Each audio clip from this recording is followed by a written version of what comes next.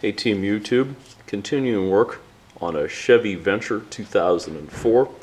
I've got a timing cover, pulled it off, been chasing an oil leak, and I believe that maybe the timing cover was the culprit. Got the timing cover gasket. Okay, I left the water pump in, it's down here, pulled the gasket off. The gasket is keyed, and there's only one way that it goes. This is the correct way. And of course here I've kept, if you look at the side of the engine, I kept all of the fasteners kind of arranged where they go. So let's go take a look at the car real quick. So we got the silicone we're going to use to seal up the timing cover gasket. There's a real pretty look down there at it. They say, okay, so what did you pull away to get everything so you get exposed to the timing cover? Okay, so I took off the power steering pump, obviously. I took off the alternator and the alternator support. That may have been overkill. What else? I also took off the alternator, of course, and the bracket with the pulley and all that sort of stuff to get access to it. I just wanted to have as free access to this thing as possible. This is all done with ratchets, extensions, and sockets. It's nothing big. So let's talk about how to get that timing cover back in. Alright, I just took the old fingertip method and just smeared a fair amount of silicone black all over the gasket. Now we're going to go kind of lightly tack it into the mating surface in the vehicle. Alright, just kind of stuck in the gasket, just kind of tapped on it with the old fingertips just to kind of get it to adhere to the gasket surface. And don't forget, down in the corners where the oil pan gasket meets the timing cover gasket, put a glob of silicone down there just to help that corner seal. Alright, fingertip method, just glob on some sealant. I don't put it on too thick.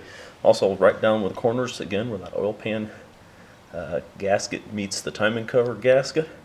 Put a little extra there on the corners, and yeah, hope it'll stay. It's been a few minutes, but this stuff won't even tack up for a while, so not too worried.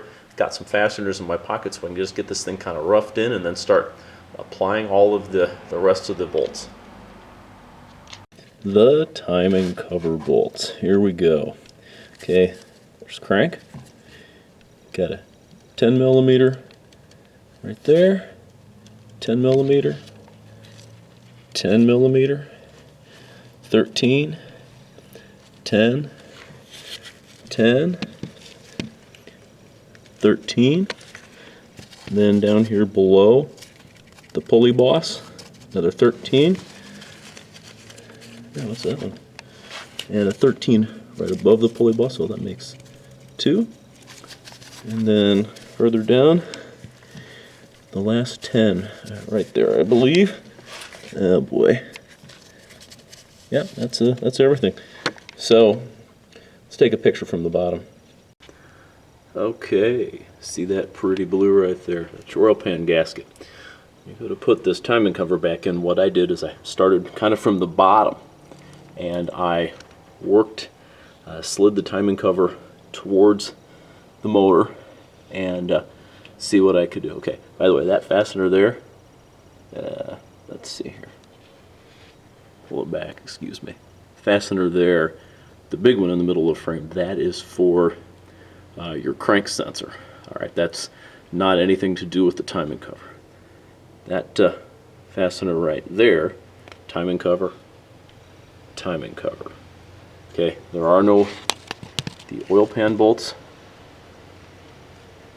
right down there, they don't attach to the timing cover at all. Y'all probably knew that. But either way, this little rubber seal for the oil pan kept jumping out of its track, and I had to keep pushing it back in, and you kind of had to work it down. Okay, right up here, behind here is a dowel, and there's another dowel back here. So like I say, what I kind of did is I came in from the side here, and I just kind of angled it in and then lifted it up, and then I kind of wiggled it back and forth to keep the oil pan seal from jumping around. It was super messy. I'm hoping it's good. Only one way to find out. put some coolant in it, and oil for that matter, because both will leak out here. Thanks, YouTube.